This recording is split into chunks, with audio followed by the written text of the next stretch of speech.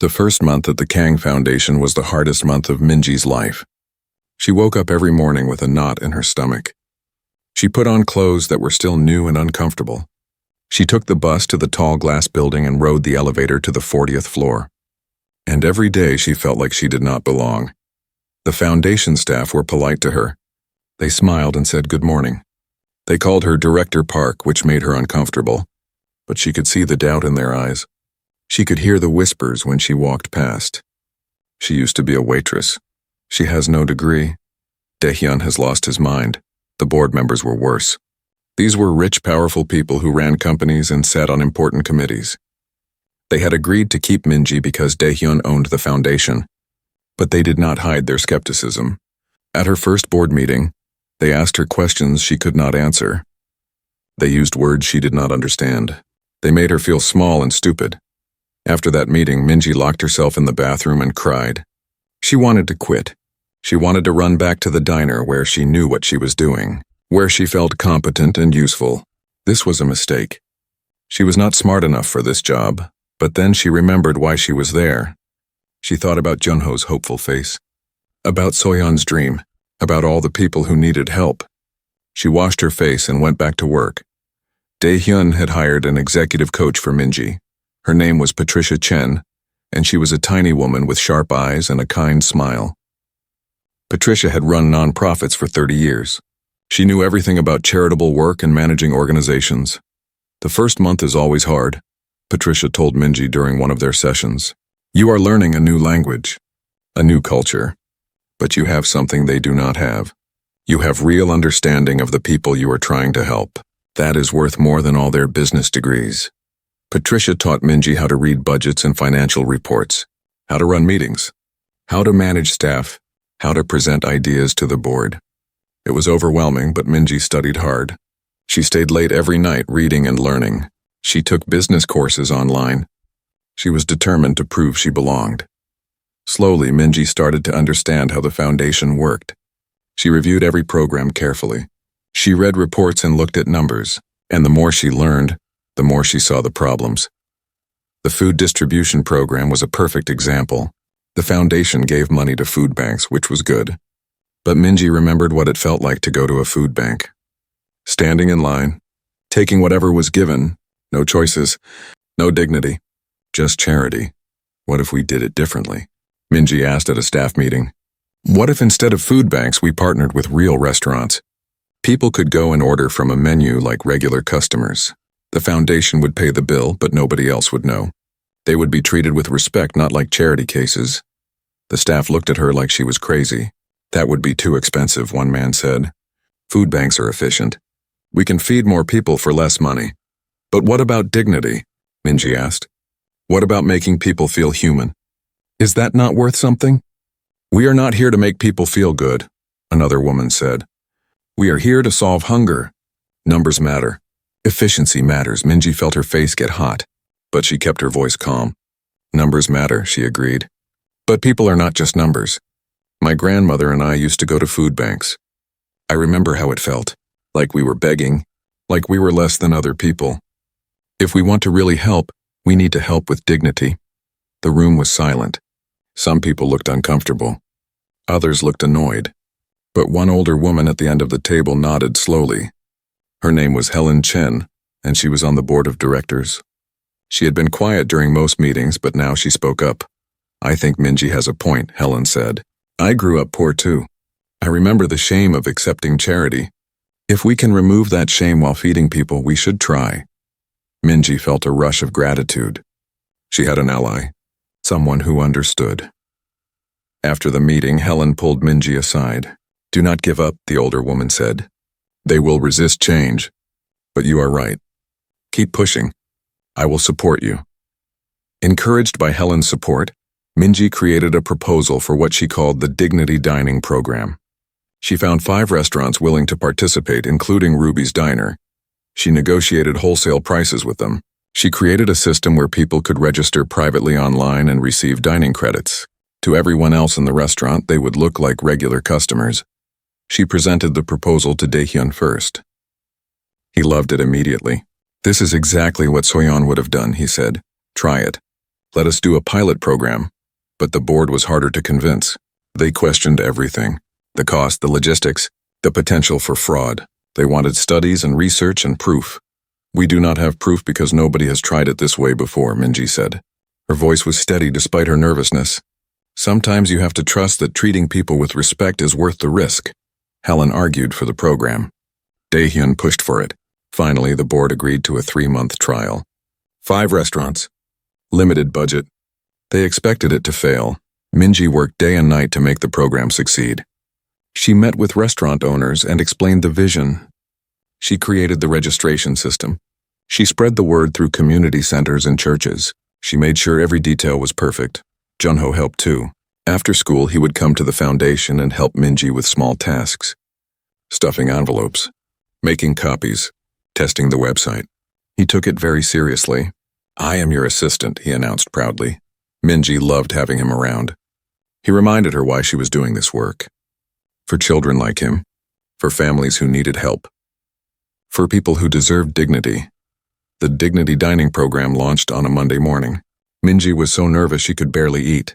What if nobody signed up? What if the restaurants backed out? What if the board was right and she was wrong? But by the end of the first week, over 300 people had registered. By the end of the first month, that number had doubled. The restaurants reported that the program was working perfectly. The participants blended in with regular customers. Nobody could tell who was paying and who was receiving help. Minji visited the restaurants to see for herself. At Ruby's diner, she saw a single mother eating with her 2 young children. They were laughing and enjoying their meal. The mother looked relaxed and happy, not stressed and ashamed. Minji's former coworker Karen brought them their food with a smile. She had no idea they were part of the program. Minji felt tears in her eyes. This was what help should look like. This was what Soyeon had dreamed of. She also collected stories from participants. A man who had lost his job said, "For the first time in months, I felt like a normal person again. Not a charity case, just someone having dinner." A grandmother said, "I could take my grandchildren out to eat and not feel ashamed. That meant everything to me." After 3 months, Minji presented the results to the board. The numbers were impressive. They had served over 15,000 meals. The cost per meal was actually lower than traditional food banks because of the wholesale partnerships, and the impact was much greater. Participants reported feeling valued and respected. Children performed better in school when they were food secure and their families had dignity. Local news outlets had covered the program. The coverage was very positive. Other cities were calling to ask how they could create similar programs. The board meeting was tense. Minji presented her data carefully. She showed charts and graphs. She shared testimonials. She answered every question. Her hands shook, but her voice stayed strong. When she finished, there was silence. Then Helen started clapping. Slowly, others joined in. Even the skeptical board members had to admit the program was successful. "I was wrong to doubt you," one man said. "This is innovative and effective. I vote to expand it." The board voted unanimously to grow the Dignity Dining program.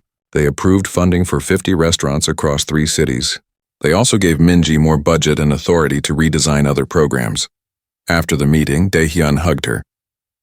"You did it," he said. "You proved yourself. More importantly, you helped thousands of people." Soyeon would be so proud, Minji cried, but they were happy tears. She had succeeded. She had taken a risk and it had worked.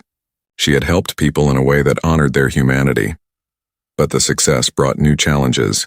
Now Minji had to hire more staff, train more restaurants, manage a bigger budget, design new programs. The pressure was enormous. She created a job training partnership with local businesses. The foundation would pay for training and guaranteed interviews. Participants would learn skills and gain confidence. Employers would get well-trained workers. It was a win for everyone. She launched an elder care initiative, connecting seniors with resources but also with community, fighting isolation as well as poverty. Her grandmother served on the advisory committee. Halmoni was so proud. With each new program, Minji faced resistance. The staff questioned her methods. The board wanted more proof. But each time she pushed through. She trusted her instincts. She listened to the community. And slowly, the program succeeded. 6 months into the job, the rain hit the windows of Ruby's diner like small stones.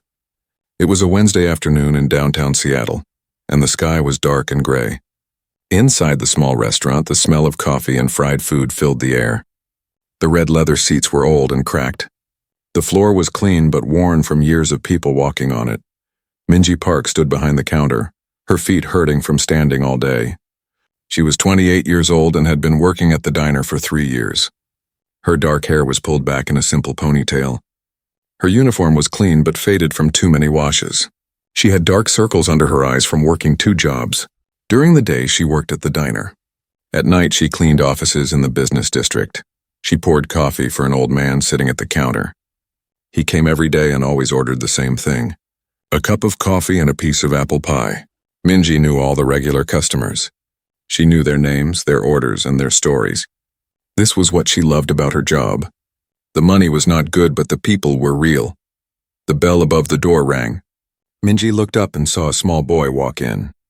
He was maybe 8 years old, wearing a thin jacket that was too big for him. His black hair was wet from the rain. Water dripped from his clothes onto the floor.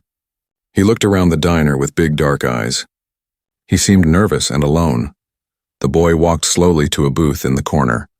He climbed onto the seat and picked up the menu with both hands. His fingers were small and thin. Minji watched him for a moment. Something about him made her heart feel heavy.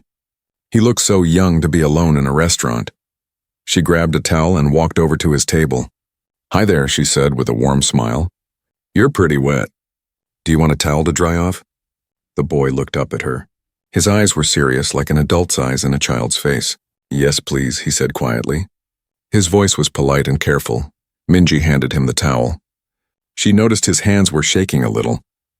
From the cold or from something else, she was not sure. "Are you here with your parents?" she asked gently. "My dad is working," the boy said. He did not look at her when he spoke. "He will come later," Minji nodded. Something did not feel right, but she did not want to push. "Okay, take your time with the menu. I will come back in a few minutes to take your order." She walked back to the counter and started wiping it down, but her eyes kept going back to the boy. He was studying the menu very carefully. His finger moved down the page, stopping at each item. She saw his lips moving as he read the prices. 10 minutes passed. The boy had not called her over. Minji walked back to his table. "Have you decided what you want?" she asked. The boy looked embarrassed. "How much is the grilled cheese sandwich?" he asked. $6.99, Minji said. The boy's face fell. He reached into his pocket and pulled out a small handful of coins and a few dollar bills. He counted them slowly on the table. $1, $2, $3. Then the coins, quarters, dimes, nickels, and pennies. He counted everything twice. $3.47. What about the soup? He asked, his voice even quieter now. Just the small cup. $5.49, Minji said. She felt her chest tighten. She knew that feeling. The feeling of not having enough money for food. She had felt it many times when she was younger. The boy's shoulders dropped.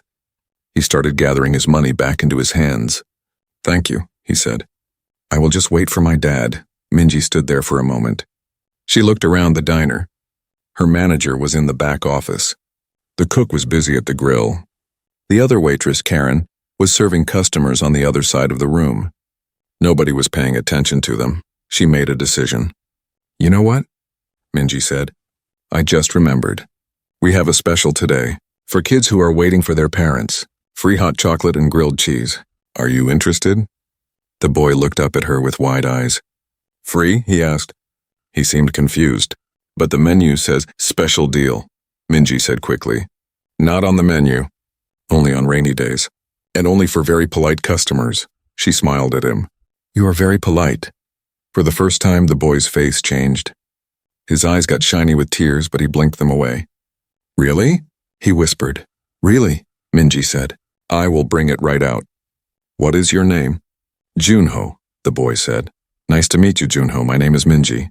She walked back to the kitchen and put in the order. The cook, a big man named Ray, looked at the ticket. "Table 8 did not order anything yet," he said. "It is on me," Minji said. "I am buying it." Ray looked at her for a long moment. He knew she did not have extra money. "You sure?" he asked. "I'm sure," Minji said. Ray shrugged and started making the sandwich. Minji made the hot chocolate herself. She added extra whipped cream on top. When the food was ready, she brought it to Junho's table. The boy stared at the plate and the mug like they were treasures. "Thank you," he said. His voice cracked a little. "You are welcome," Minji said. She noticed he was still shivering. "Let me turn up the heat a little. You need to warm up." She went to adjust the thermostat even though her manager always complained about the heating bill. When she came back, Junho was eating slowly. He took small bites like he wanted to make the food last forever. It broke her heart. "Is your dad coming soon?" Minji asked. "Yes," Junho said. "He works a lot. He is very busy." "What does he do?" Minji asked, sitting down across from him for just a moment. "He helps people," Junho said. "Important work," Minji nodded. She did not ask more questions. The boy seemed uncomfortable talking about it. "Do you go to school around here?" she asked instead. Junho's face brightened a little. "Yes, Washington Elementary. I am in 3rd grade. That is a good school," Minji said. "What is your favorite subject?" "Math," Junho said. "And reading. I like stories about space and robots." They talked for a few more minutes. Junho seemed to relax. He stopped shivering. Color came back to his cheeks. Minji excused herself to help other customers, but she kept checking on him. Karen, the other waitress, pulled Minji aside. "Why are you wasting time on that kid?" she asked. "He is not even paying. We have real customers to serve." "He is a real customer," Minji said quietly but firmly. "And he is a child who needs help." Karen rolled her eyes and walked away. Minji did not care what Karen thought.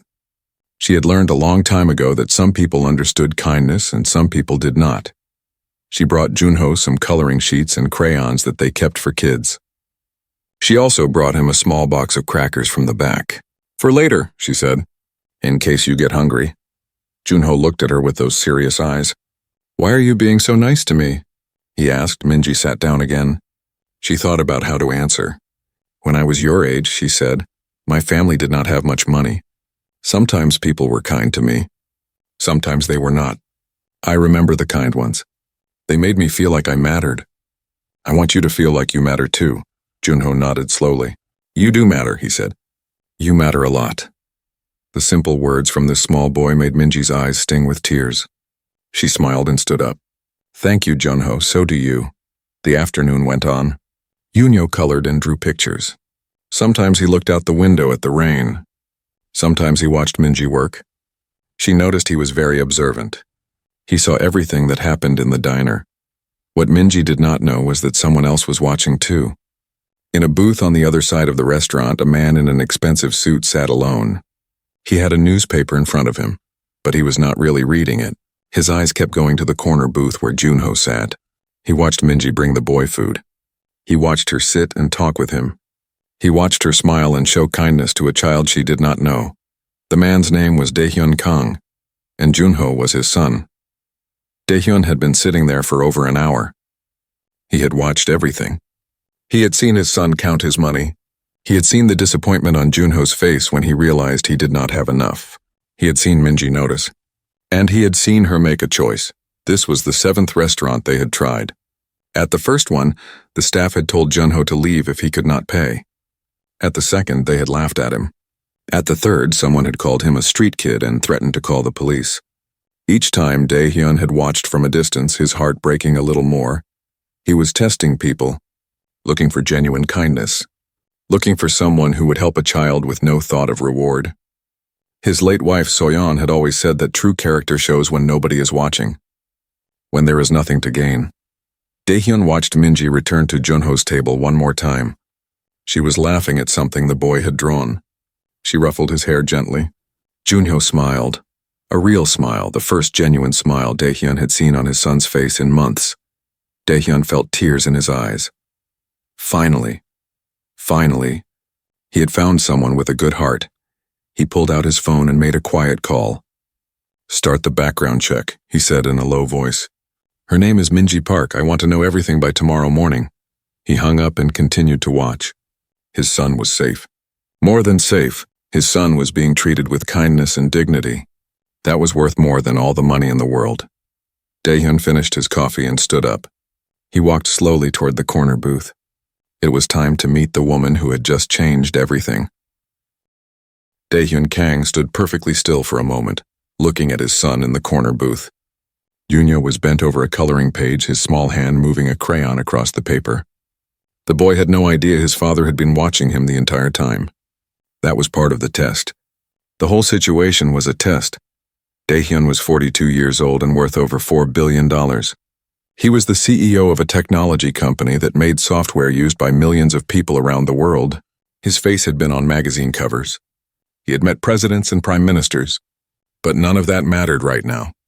Right now, he was just a father trying to protect his son. 2 years ago, his wife Soyeon had died. Cancer. It had come fast and taken her before they could really say goodbye. Unyo had been only 6 years old. The boy had changed after that. He became quiet and serious. He stopped playing with other children. He stopped smiling. Daehyun had tried everything. Therapists, special schools, trips around the world. Nothing worked. Junho stayed locked inside himself. And Daehyun realized something. His son did not need more expensive things. Unyo needed to be around good people. Real people. People who cared about others without wanting something in return. But how could Daehyun find such people? Everyone he met wanted something from him. They smiled and acted kind, but it was fake. They knew who he was. They knew about his money. Their kindness always had a price. So Daehyun had created this test. He would take Junho to different places around the city. He would give the boy only a few dollars. Then Daehyun would sit nearby, dressed in ordinary clothes, and watch. He wanted to see how people treated a child who seemed poor and alone. He wanted to see their true character. The first 6 times had been disasters. At one restaurant, the manager had kicked Junho out. At a coffee shop, the workers had ignored him completely. At another diner, a waitress had called him dirty and said he was bothering the customers. Each time, Daehyun had watched his son's face fall.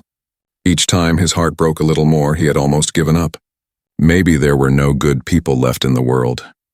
Maybe Soyeon had been wrong. Maybe kindness had died with her. But then they came to Ruby's diner. And Daehyun saw Minji Park. He watched her notice Junho counting his money. He watched her see the boy's disappointment. And then he watched her do something beautiful. She lied. She created a fake special so the boy would not feel like he was taking charity. She protected his dignity while feeding him. That was the difference. That was what Daehyun had been looking for. Not just kindness, but thoughtful kindness. Kindness that understood people's feelings. Now, as he walked toward the corner booth, Daehyun felt nervous. This was the moment. He would reveal who he was and why Junho had really been there. How would Minji react? Junho, Daehyun said softly. The boy looked up and his whole face changed. Dad! He jumped off the seat and ran to his father. Daehyun picked him up and held him tight. Minji appeared suddenly, her face confused and a little worried. She had heard the commotion and come over. When she saw Junho hugging the well-dressed man, she stopped. Her eyes went from Junho to Daehyun and back again. Is this your father? Minji asked Junho. The boy nodded, his face buried in his father's shoulder. Minji let out a long breath. She had been worried about Junho all afternoon. Now relief flooded through her. Oh, thank goodness, she said. I was getting concerned. He has been here for over 2 hours. Daehyun set Junho down but kept his hand on the boy's shoulder. He looked at Minji directly for the first time. Her face was kind and open. Her uniform was cheap, but she wore it with dignity. She looked tired but not defeated. There was strength in her eyes. I want to thank you, Daehyun said. His voice was deep and quiet. For your kindness to my son. Minji shook her head. No need to thank me. Any decent person would help a child. You would be surprised, Daehyun said. There was something dark in his voice. Something sad. Minji studied him for a moment. Is everything okay? Is Junho okay? Can we talk? Daehyun asked. Just for a few minutes? I promise I am not a dangerous person. I just need to explain something. Minji looked at her manager's office. The manager, Rick, was inside doing paperwork. She looked at the clock. Her shift ended in 30 minutes. Okay, she said. Let me tell my manager I'm taking my break. A few minutes later, the 3 of them sat in the corner booth. Hunyo was back to coloring. Minji had brought herself a cup of coffee. Daehyun sat across from her, his hands folded on the table. My name is Daehyun Kang, he began. Minji nodded. The name meant nothing to her. She did not read business magazines or follow the news about rich people. What I am about to tell you might sound strange. Daehyun continued. But please hear me out. Okay, Minji said carefully. Junho being here today was not an accident, Daehyun said. I brought him here. I gave him only a few dollars. And I sat on the other side of the restaurant watching. Minji's face changed. Her eyes narrowed. You what? I was testing people, Daehyun said. Testing to see who would be kind to a child who seemed to have no money. Testing to see who would help without expecting anything back. Minji felt anger rise in her chest. You used your son to test people? Her voice was sharp. He is 8 years old. I know, Daehyun said. He looked down at his hands. I know it sounds wrong, but please let me explain why. Minji wanted to stand up and walk away, but something in the man's voice stopped her. He sounded tired and hurt. She took a breath and nodded. Explain.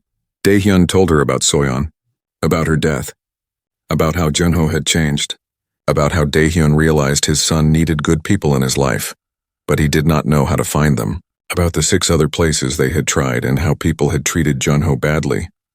Everyone I meet wants something from me, Daehyun said. They are kind because they know who I am and what I have. But I need Junho to be around people who are kind because that is who they are, not because of what they can get. Minji listened to all of this. Her anger faded slowly. She looked at Junho, who was drawing a picture of a spaceship. The boy seemed happy now. Safe. I understand why you did it, she said finally. But Junho should not be part of these experiments. He is a child, not a tool. You are right, Daehyun said immediately. You are completely right. This was the last time. I promise. Good, Minji said. Because I found what I was looking for, Daehyun added. Minji looked at him, confused. What do you mean? You, Daehyun said. I watched you with Junho. You did not just give him food. You gave him dignity. You made him feel important. You sat with him and talked to him like he mattered. That is what Junho needs. That is what I have been looking for. Minji felt uncomfortable. I just did what anyone should do. But most people do not, Daehyun said. I have seen it with my own eyes. Most people do not care about a child who cannot pay. You did. There was a long silence. Minji drank her coffee. She did not know what to say. This whole conversation was strange and overwhelming. Why did you help him? Daehyun asked. Really? I want to understand. Minji thought about the question. When I was Junho's age, my family had no money, she said slowly. My father had left. My mother was sick. I lived with my grandmother. Sometimes we did not have enough food. Sometimes I was hungry at school. She looked out the window at the rain. The memories were old but still painful. One time I went to a bakery. I wanted to buy bread, but I did not have enough money. The woman at the bakery saw me counting my coins. She gave me the bread anyway. She said it was day-old bread that they would throw away, but I knew that was not true. She was just being kind. Minji looked back at Daehyun. That bread fed my grandmother and me for 2 days. But more than that, it made me feel like someone cared, like I was not invisible. I never forgot that feeling. I never forgot that woman. So you pass it forward, Daehyun said. I try to, Minji said. When I can.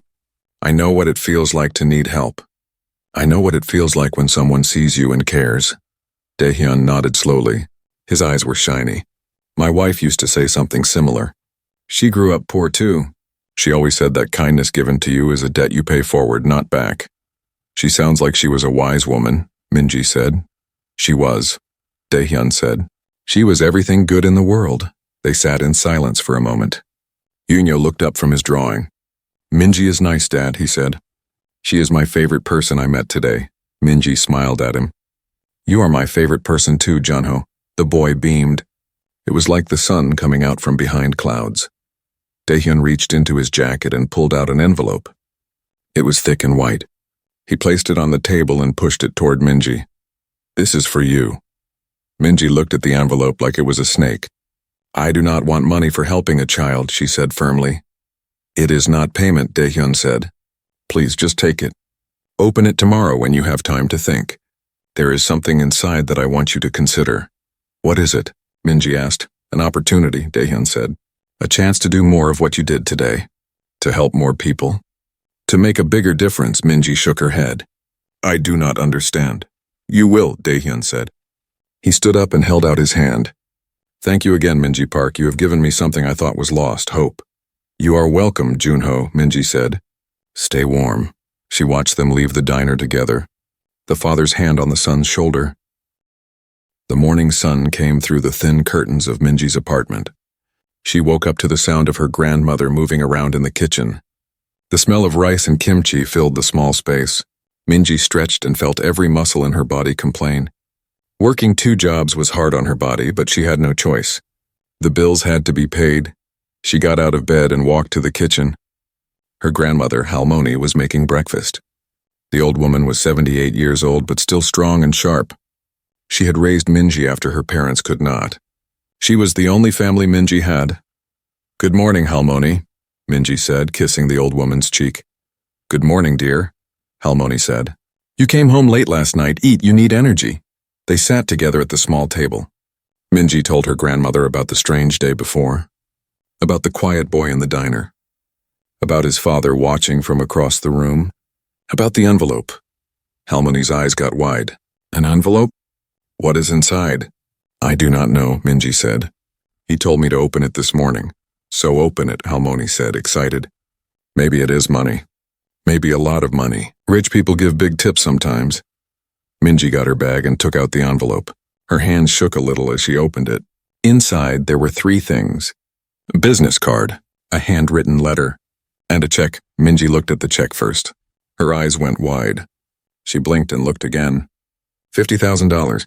The check was for $50,000, Halmoni, Minji whispered. Look at this. The old woman took the check and gasped. Her hand went to her mouth. This cannot be real, she said. Nobody gives this much money to a stranger. Minji picked up the business card. It was simple and elegant. Daehyun Kang, CEO, Kang Technology Corporation. There was a phone number and an email address. Nothing else. Kang Technology? Halmoni said. That is a big company, very big. I have heard of it. Minji felt her heart beat faster. She picked up the letter with shaking hands. It was written by hand in neat, careful writing. She began to read out loud. Dear Minji Park, thank you again for your kindness to my son yesterday. What you think was a small act meant everything to us. You treated Junho with dignity and care when you thought no one was watching. That is the truest measure of character. I want to offer you something. Not as payment for your kindness, but as recognition of what I saw in you. You have a gift for understanding people and their needs. You have compassion combined with intelligence. These qualities are rare and valuable. I am offering you a position at the Kang Foundation. This is a charitable organization started by my late wife. The foundation helps people in need, but lately it has lost its way. The people running it are good at business, but not good at understanding the community. They make decisions from offices and boardrooms, not from the heart. I need someone like you, someone who has lived the struggles of regular people, someone who knows what it feels like to need help, someone who will treat every person with the same dignity you showed my son. The position is Director of Community Programs. You would run all of the foundation's charitable work. The salary is $180,000 per year. You would have a team to help you and a budget of millions of dollars to use for good. I know this seems sudden. I know you probably think you are not qualified. But I have spent 2 years looking for the right person. Yesterday I found her. The check is a signing bonus if you accept. If you do not accept, please keep it anyway as thanks for what you did for Junho. Please call me. Let us talk about this opportunity. Even if you say no, I want to discuss it with you. With gratitude and respect, Daehyun Kang Minji finished reading and sat back in her chair. She felt dizzy. This could not be real. Things like this did not happen to people like her. She was a waitress.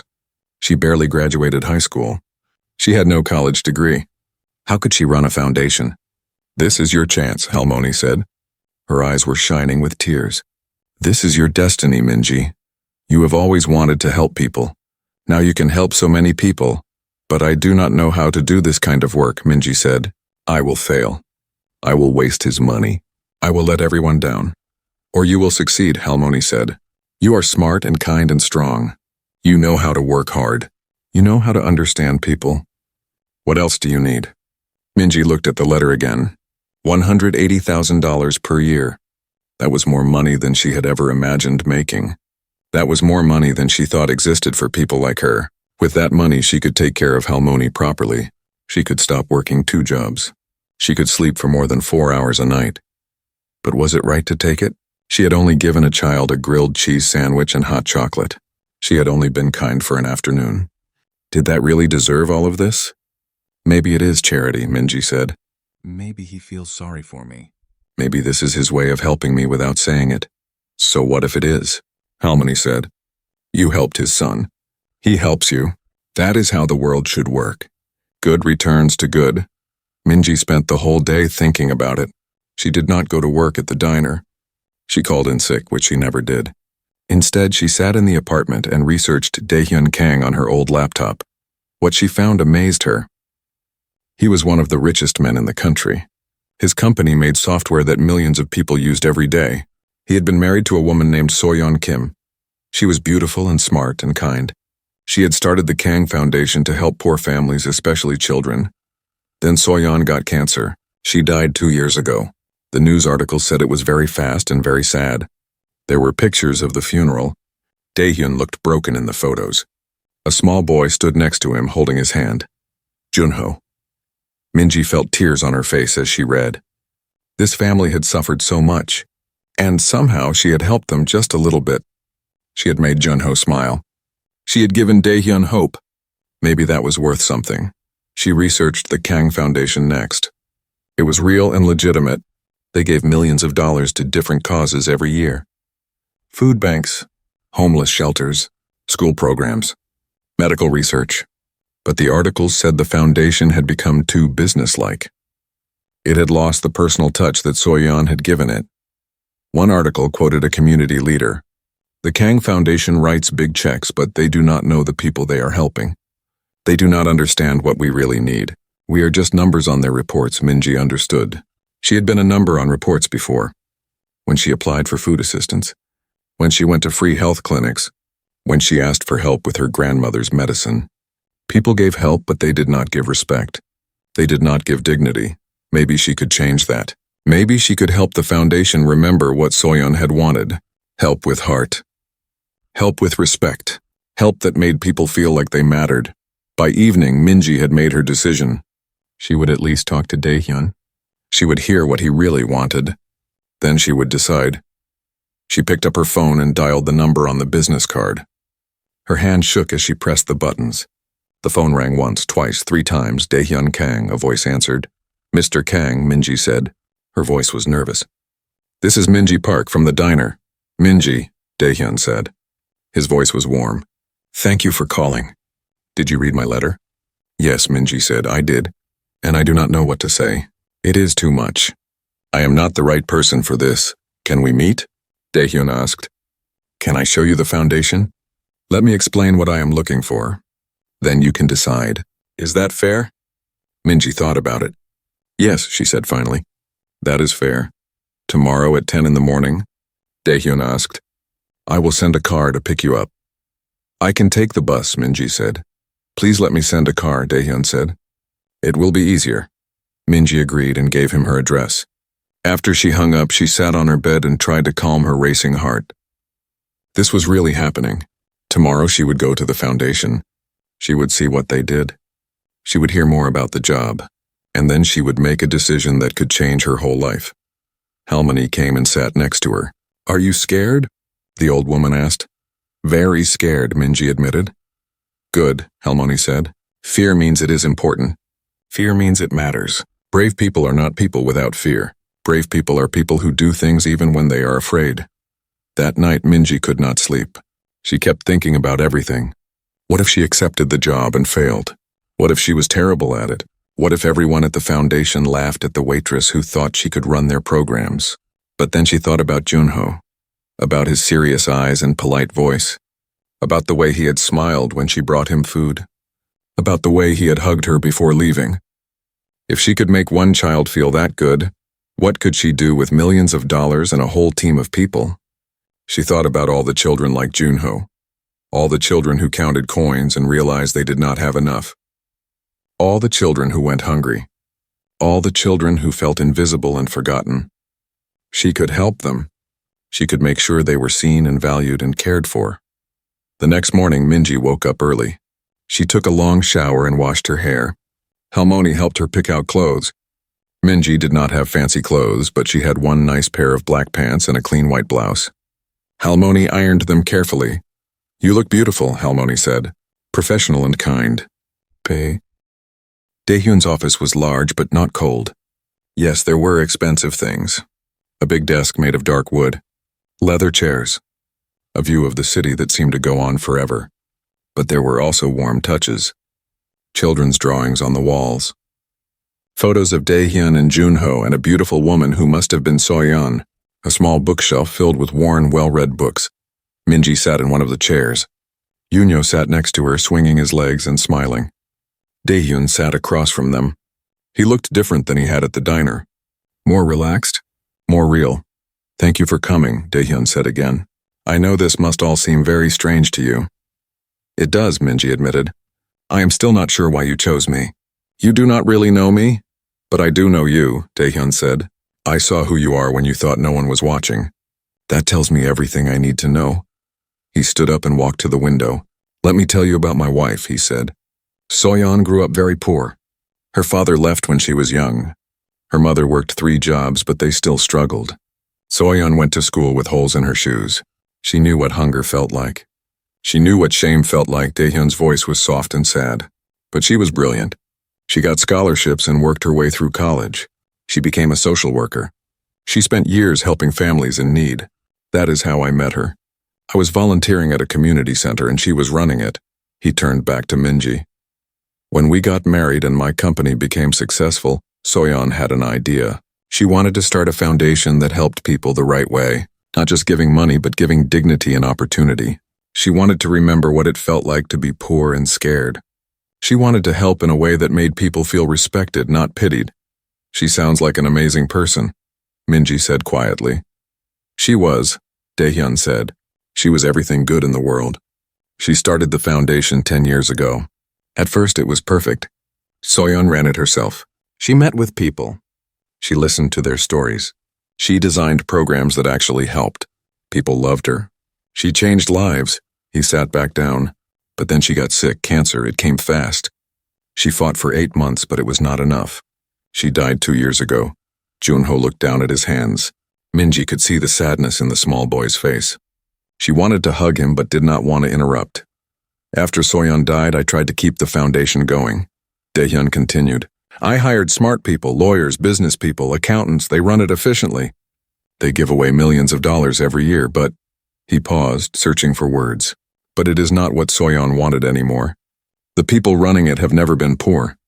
They have never needed help. They sit in board meetings and look at spreadsheets and make decisions about people they have never met. They are kind people, but they do not understand.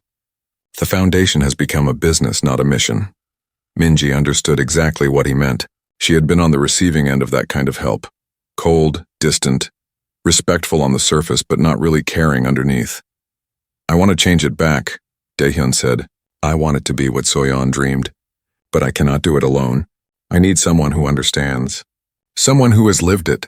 Someone who has real compassion, not just professional courtesy." He looked directly at Minji. "That is you. I saw it with Junho. You did not just feed him. You sat with him. You talked to him. You made him feel important.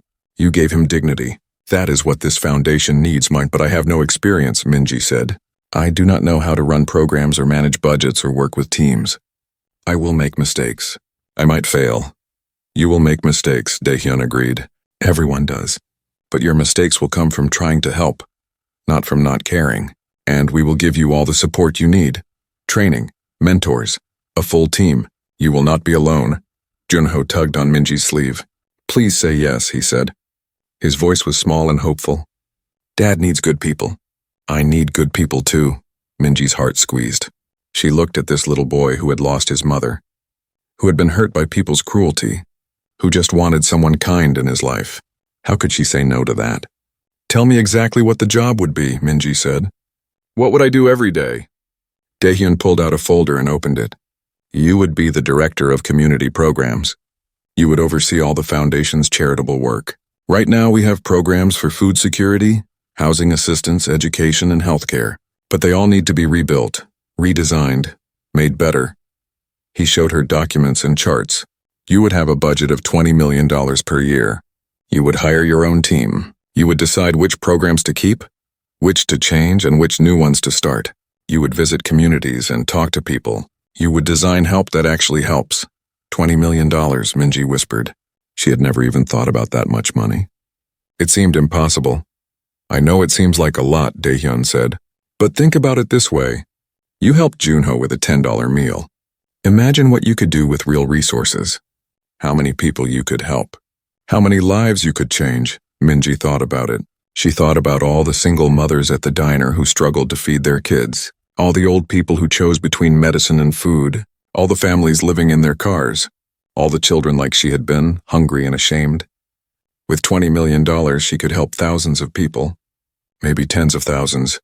What about the people who work there now? Minji asked. The staff and the board? Will they respect me, or will they see me as a waitress playing dress-up? Daehyun smiled a little. Some will doubt you at first, he said honestly. Some will question my decision.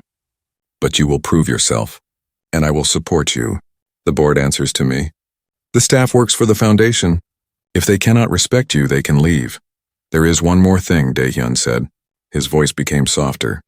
Junho. He has struggled since his mother died. He needs positive people in his life. Adults who are kind and real. If you take this job, I would like it if sometimes Junho could be involved. Not all the time. Not in a way that is a burden. But maybe occasionally he could come to community events, learn about helping others, have a good role model. He looked at his son with such love and sadness. I can give him everything money can buy, but I cannot give him what he really needs. Good people around him. People like his mother was. People like you. Minji looked at Junho. The boy was looking at her with such hope. I would like that, she said. I would be happy to spend time with Junho. Junho grinned. We could be friends, he said.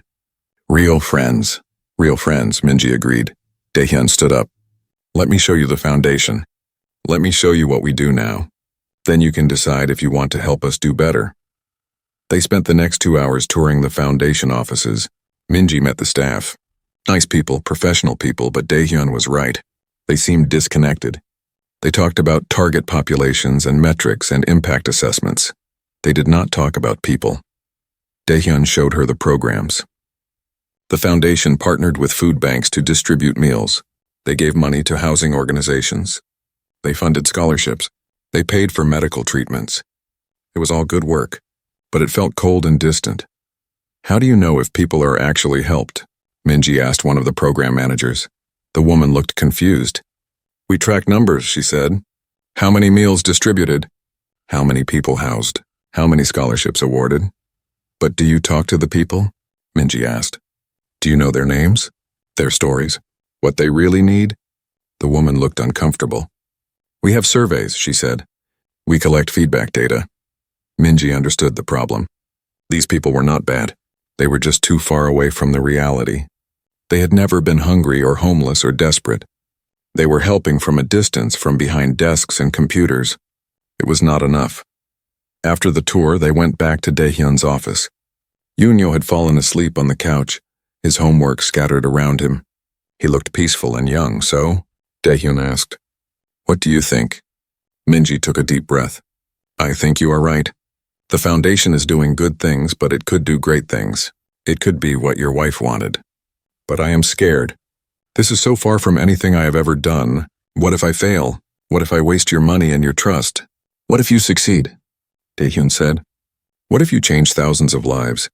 What if you honor my wife's memory in the way she would have wanted? Is not that possibility worth the risk? Minji thought about Halmoni, about the life they lived now, struggling every day, never quite having enough, always one emergency away from disaster.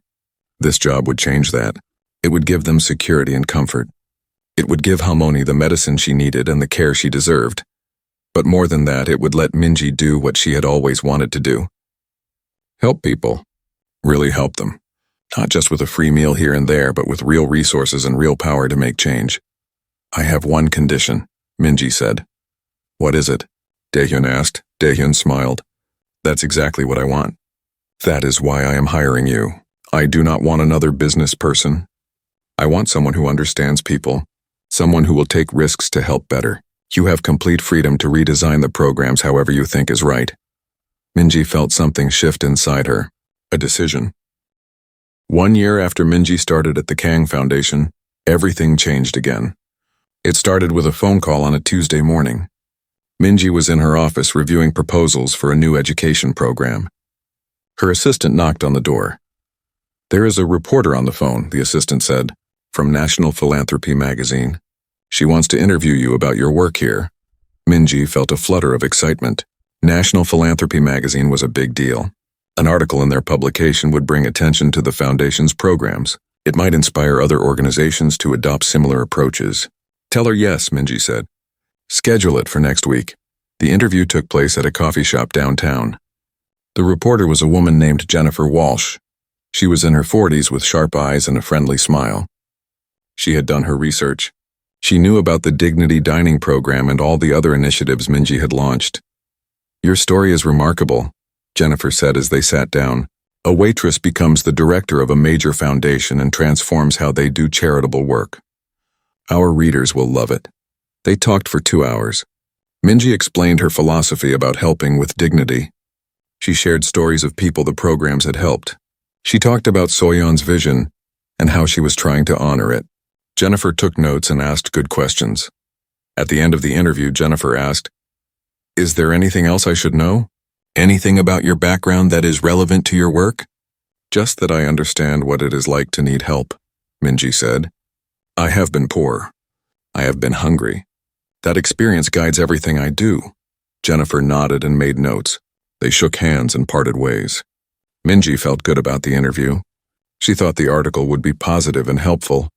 2 weeks later, Jennifer called again. Her voice sounded different, tense. "Minji, I need to ask you some questions.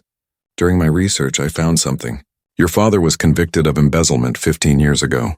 He stole from a community charity. Is that true?" Minji felt her blood turn to ice. Her father? She had not thought about him in years. She had buried that part of her past so deep that she almost forgot it existed. "Yes," she said quietly. "It is true. Why did you not mention this?" Jennifer asked. "It seems relevant to a story about someone running a charitable foundation." "Because it was a long time ago," Minji said. "And it has nothing to do with me. I was 13 when it happened. I had no part in it. I have not seen my father since the trial." "But you changed your name, right?" Jennifer said. "You were born Minji Kim. You changed it to Park when you turned 18. That suggests you were trying to hide your connection to him." "I changed it to distance myself from his shame," Minji said. Her voice was shaking now. "I did not want to spend my whole life being judged by his mistakes." "Is that so wrong?" "I am not saying it is wrong," Jennifer said. "But it is relevant. The public should know. They should know that the person handling millions of dollars in charitable funds comes from a family where someone stole from charity." "I am not my father," Minji said. "I would never steal. I would never betray people's trust." "I believe you," Jennifer said, "but I still have to include this in the article. It is part of your story." Minji hung up the phone and sat in her office, staring at nothing. Her past had caught up with her. The shame she had tried to escape was about to become public. Everyone would know. The board, the staff, the community. Daehyun, she had never told him about her father. She had been too ashamed. Too afraid he would think she was like her father. A liar, a thief, someone who could not be trusted. She had to tell him before the article came out. She had to be honest, even if it cost her everything. That evening, Minji asked to meet with Daehyun. They sat in his office. Woo-nyo was at home with a babysitter. It was just the two of them. Minji told him everything. She told him about her father, about how he had worked at a small community charity, about how he had stolen money over several years, about the trial and the conviction, about how he went to prison for 5 years, about how her mother had left after the scandal, about how Minji and her grandmother had been left with nothing but shame. "I was 13, Minji said. Tears ran down her face. "Kids at school called me the daughter of a thief. Teachers looked at me with suspicion. I felt like I wore a sign that said I was bad. When I turned 18, I legally changed my name. I thought I could start over. I thought I could escape who I was." Daehyun listened without interrupting. His face was serious but not angry. "I should have told you," Minji said. "I know that now. But I was afraid. I was afraid you would not hire me. I was afraid you would think I was like him. I was afraid everyone would judge me by his sins instead of my own actions. She looked down at her hands. The reporter is going to put it in the article. Everyone will know. The board will probably ask me to resign, and I will understand if you want me to quit. I am sorry I did not tell you before. I am sorry I hid this from you. There was a long silence. Minji waited for Daehyun to speak, to tell her she had betrayed his trust, to tell her she had to leave, to tell her he was disappointed. Finally he spoke. Look at me, Minji. She looked up. His eyes were kind. I do not care about your father, Daehyun said. I do not care what he did or who he was. I hired you because of what I saw in that diner. I hired you because of your character, your compassion, your integrity. Nothing about your father changes what I know about you. But the board will care, Minji said. Donors will care. They will say I cannot be trusted with their money. Then I will fight for you, Daehyun said. I will show them the financial records. Every dollar has been accounted for. Every program has been transparent. You have done nothing wrong. You have only done good. But I lied by not telling you, Minji said. You omitted, Daehyun corrected. That is different than lying. And I understand why. You were protecting yourself from judgment. That is human. That is understandable. I do not hold it against you. Minji felt a weight lift off her chest, but she was still scared. What happens when the article comes out? We face it together, Daehyun said. We tell the truth. We show your work speaks for itself. We do not run from it. We do not hide. We stand firm. The article came out 3 days later. The headline was, From Disgraced Family to $1 Million Budget, Can Minji Park Be Trusted? The article was not completely negative.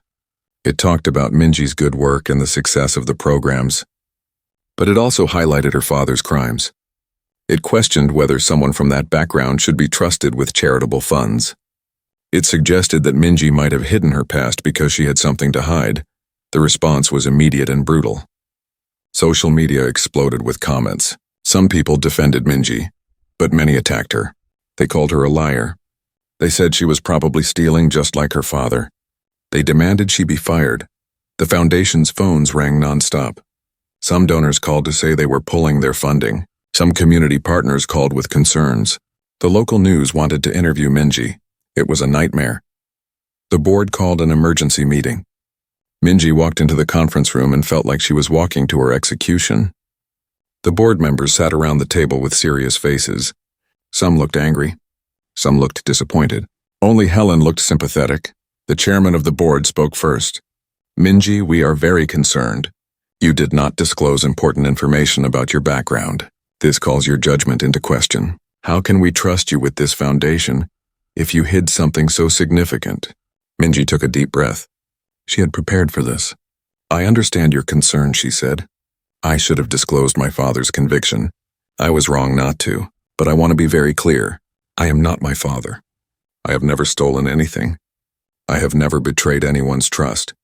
Every financial record of this foundation is transparent and available for review. I have nothing to hide about my work here.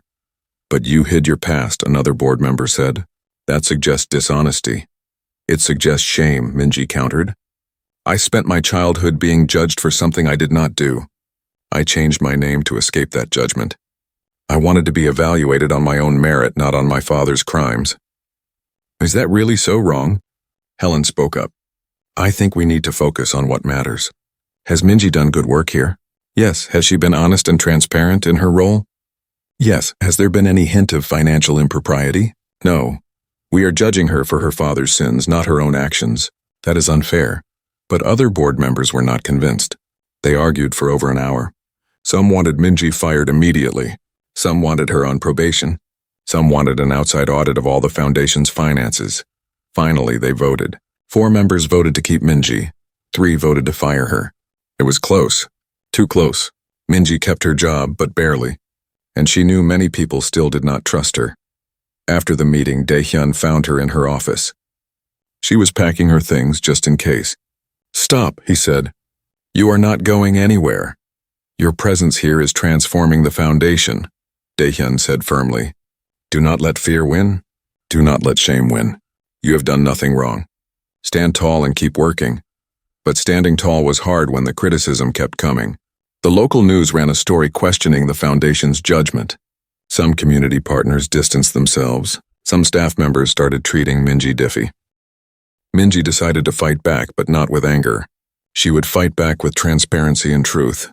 She called a press conference and invited everyone. The media, the donors, the community, the foundation staff, anyone who wanted to come. The night before the press conference, Minji barely slept. She practiced what she would say over and over. Halmoni sat with her, holding her hand. "Tell them the truth," the old woman said. "Tell them who you really are. Let them see your heart." The press conference was held at a community center, not at the foundation's fancy office. Minji wanted to be in the community she served, not in a tower above them. Over 300 people showed up. The room was packed. Cameras lined the back wall. Reporters filled the front rows. Minji stood at a podium and looked out at all the faces. Some were friendly. Many were skeptical. A few were openly hostile. She took a deep breath and began to speak. "My name is Minji Park," she said, "and my father is a criminal. He stole money from a charity 15 years ago. He betrayed people who trusted him. He went to prison. He deserved to go to prison. What he did was wrong, and there is no excuse for it." The room was completely silent. Everyone was listening. "I was 13 years old when it happened," Minji continued. "I did not know what he was doing. When the truth came out, my world fell apart. My mother left. My classmates bullied me. Teachers looked at me with suspicion. I felt guilty for something I did not do. I felt ashamed of who I was." She paused and looked at the crowd. "When I turned 18, I changed my name.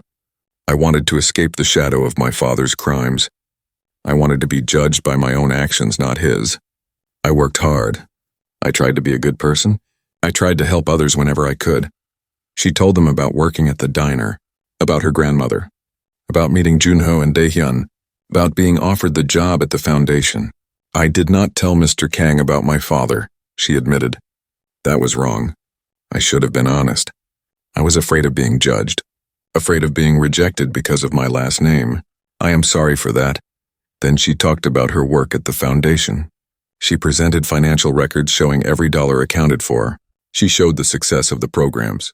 She shared testimonials from people who had been helped. She showed that her work had been transparent and ethical. "I cannot change who my father is," Minji said. "I cannot erase my past. But I can control my own choices. And I choose to be honest. I choose to be ethical. I choose to help people with dignity and respect. I am not my father, I am me. And I am asking you to judge me by my own actions, not by his crimes." When she finished, there was silence. Then someone in the back of the room started clapping. Minji looked and saw it was an old woman she recognized, a participant in the Dignity Dining program. Then another person started clapping. And another. Soon, half the room was applauding. The other half was not. But that was okay. Minji had told her truth. Now people could decide for themselves. The question and answer session was intense. Reporters asked hard questions. Minji answered everyone honestly. Yes, she should have disclosed her background. No, she had never stolen or misused funds. Yes, she understood why people had concerns. Yes, she was willing to submit to any financial audit they wanted. One reporter asked, "How can people trust you when your own father was a thief?" Before Minji could answer, someone else spoke. A man stood up in the audience. Minji recognized him. His name was Marcus, and he participated in the job training program. He had been homeless for 3 years before the foundation helped him get trained and find work. "I will tell you how we can trust her," Marcus said. His voice was strong. "This woman gave me hope when I had none. She did not just give me food or money. She gave me training and opportunity. She treated me like I mattered, like I was a real person, not a problem to be solved. She changed my life. I do not care what her father did. I care what she does, and what she does is good." Another person stood up, then another. Person after person from the community stood and spoke. They told stories of how the foundation had helped them, how Minji had listened to them, how she had treated them with respect, how she had made programs that actually worked for real people. One single mother said, "My children and I used to go to food banks. We were grateful, but we felt ashamed. The Dignity Dining program let us eat at a real restaurant like a real family. We felt normal again. We felt human. That is because of Minji. She understands what it is like to struggle. That is why she is good at this job. By the end of the press conference, the mood in the room had shifted. People were not as hostile. They were listening. They were considering. They were seeing Minji as a person, not just as her father's daughter. That night, the local news ran the story. But this time, the coverage was different. They showed the community members defending Minji. They showed the success of the programs. They showed that maybe people deserve to be judged by their own character, not their family's past. Social media began to shift too. Yes, there were still critics, but now there were also defenders. People shared stories of how the foundation had helped them. The hashtag "Judge Her by Her Actions" started trending, but the crisis was not over. 3 days after the press conference, something unexpected happened. A man showed up at the foundation asking to see Minji. Security called her office. "There is a man here who says he is your father." Minji felt her stomach drop. Her father. She had not seen him in 15 years. Not since the day the judge sentenced him to prison. She had refused to visit him, refused to write to him, refused to acknowledge he existed. And now he was here. Should I send him away? The security guard asked. Minji wanted to say yes. She wanted to avoid this. But she knew she could not. She had just given a speech about truth and honesty. She could not run from this. "Send him to my office," she said. 10 minutes later, there was a knock on her door. Minji opened it and saw a man she barely recognized. He was older, thinner, with gray hair and tired eyes. He looked worn down by life and regret. "Minji," he said. His voice cracked. "Thank you for seeing me." She did not respond. She just stepped aside and let him in. They sat across from each other, silence filling the space between them. "I saw the news," he said finally. "I saw what happened. I came to help. To tell people that you are nothing like me, that you are good and honest, that they should not judge you for my mistakes. You being here will make everything worse," Minji said. Her voice was cold. "If people know you came here, they will say we are working together. They will say I am helping you. They will use it against me." "I know," he said, "but I had to try. I had to do something. This is my fault. You are suffering because of me. I suffered because of you my whole life," Minji said. The anger she had buried for years came rising up. "Do you know what it was like? Being 13 and having everyone look at me like I was dirty? Being afraid to make friends because they would find out who you were? Changing my name because I could not stand to be connected to you?" Her father's eyes filled with tears. I know I destroyed your life. I destroyed everything. What I did was unforgivable. Then why did you do it?" Minji asked. "Why did you steal? Why did you betray all those people who trusted you?" He looked down at his hands. "I wish I had a good answer. I wish I could say I needed the money for something important. But the truth is I was weak and selfish. I wanted things we could not afford. I wanted to seem successful, so I took money that was not mine. I told myself I would pay it back. But I never did. I just kept taking." "And you never thought about me?" Minji asked. "About Mom? About what it would do to us when you got caught?" "I did not think I would get caught," he said. "I was stupid and arrogant. By the time I realized what I had done, it was too late. The damage was done. I went to prison. Your mother left. You and your grandmother were left alone. I destroyed my family for money I did not even need." Minji felt tears on her face. She had imagined confronting her father many times. In her imagination, she was strong and angry. She said cutting words that made him feel her pain. But now, sitting across from him, she just felt sad. Sad for the time lost. Sad for the trust broken. Sad for the family that could have been. "I do not forgive you," she said quietly. "I do not know if I ever will. You hurt too many people, me, Halmoni, Mom, the people you stole from, all of us. I understand," he said. "I do not deserve your forgiveness. I just wanted you to know that I am sorry, and that I am proud of you. You became a good person despite having me as a father. You help people. You do the opposite of what I did. You give instead of take. You build trust instead of breaking it." They sat in silence for a long time. Finally, Minji spoke. "What do you want from me?" "Do you need money? A place to stay?" "No," he said quickly. "I have a job. A small apartment. I am making it work. I do not want anything from you. I just wanted to see you, to tell you I am sorry, and to tell you that you should not quit that job. You belong there. You are good at it. Do not let my sins take that away from you." Then he left. Minji sat alone in her office, emotions swirling inside her. Anger, sadness, relief, grief. She had held on to hate for her father for so long. But seeing him broken and sorry did not make her feel better. It just made her feel empty. That night she told Daehyun about the 3 years after Minji first walked into the Kang Foundation, everything had changed. The foundation was not the same place anymore. It was better, stronger, more connected to the community it served. The Dignity Dining program had expanded to 200 restaurants across 5 states. Over 50,000 people had been served with respect and dignity. Other cities were copying the model.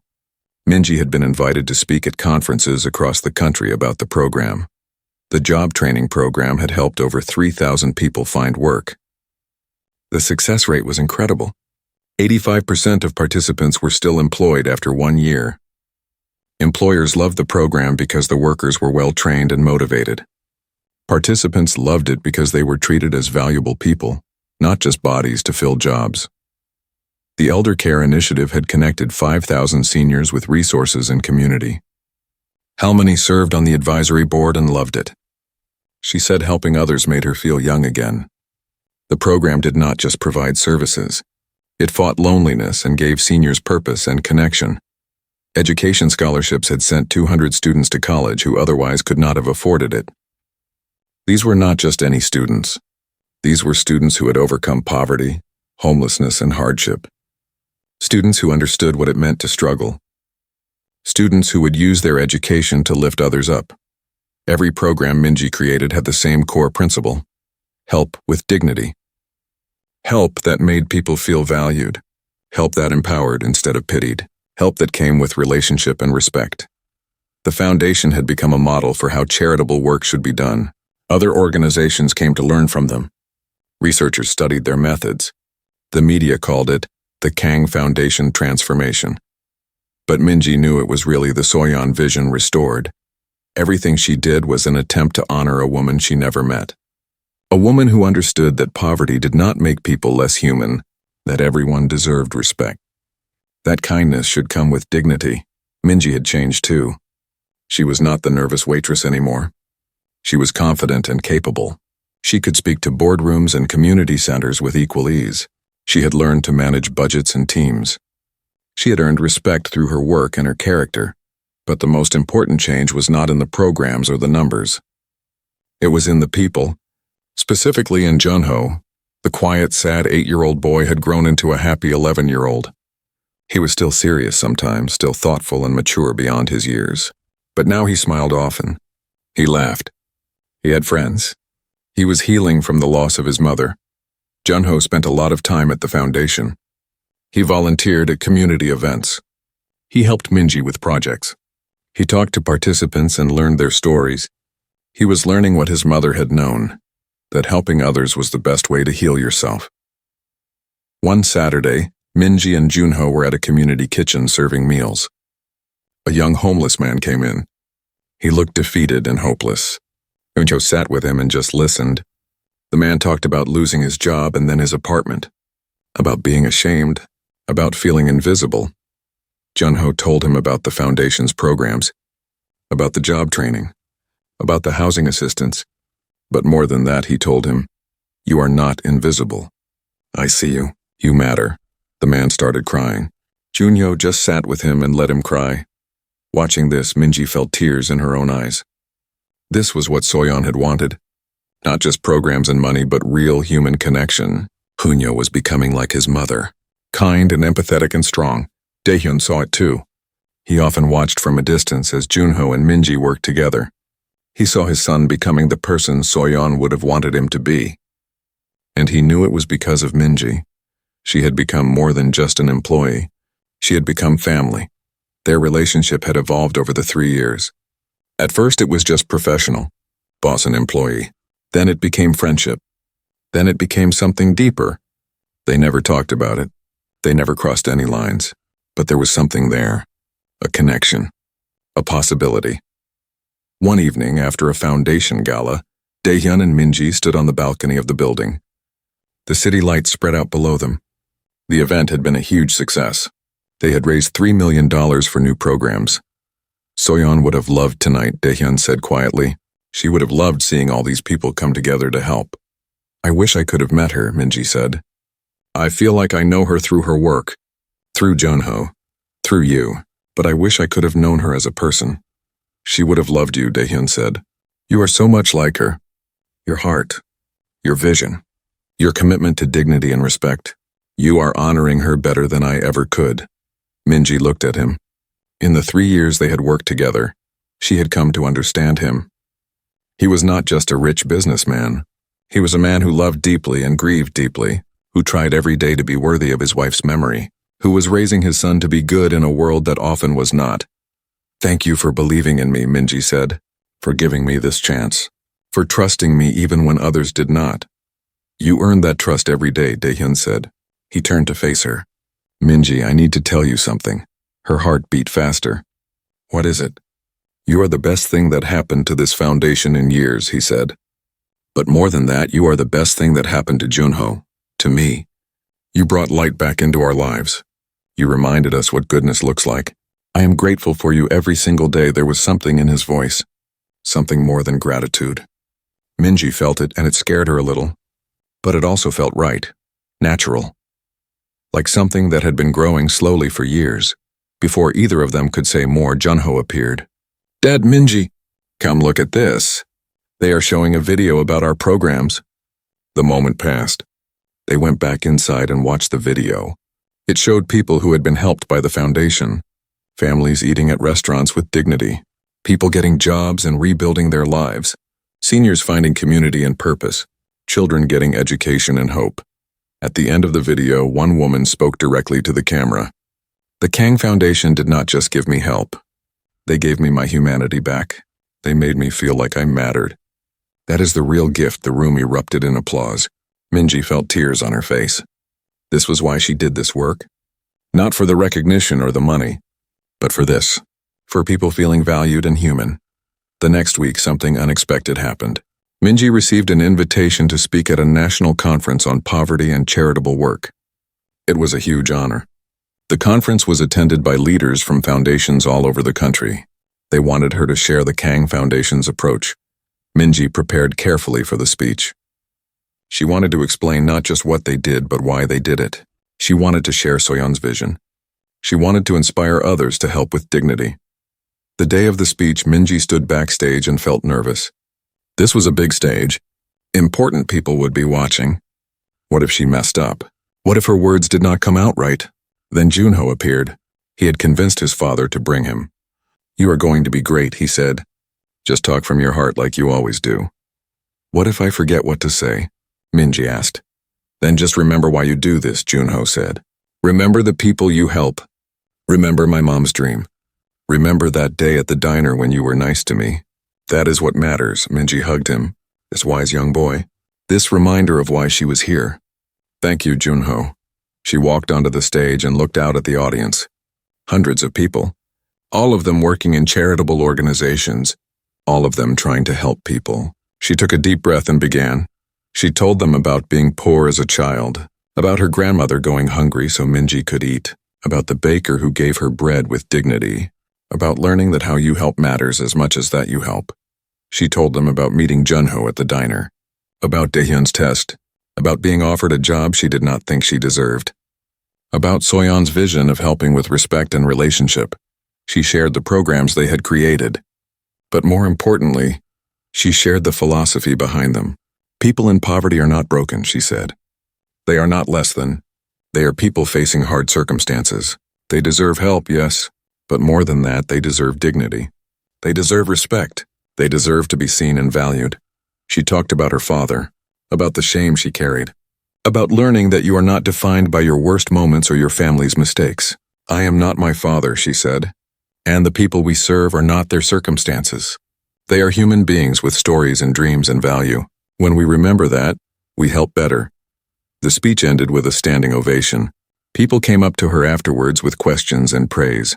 Several foundation leaders said they wanted to adopt similar approaches. Researchers asked to study their programs. The speech had made an impact. As they walked back to the car, Junho held both their hands. Minji on one side, Daehyun on the other. To anyone watching, they looked like a family. And in many ways they were. Not a traditional family, but a family built on love and respect and shared mission. A few weeks later, Minji did something she had been thinking about for months. She went back to Rue,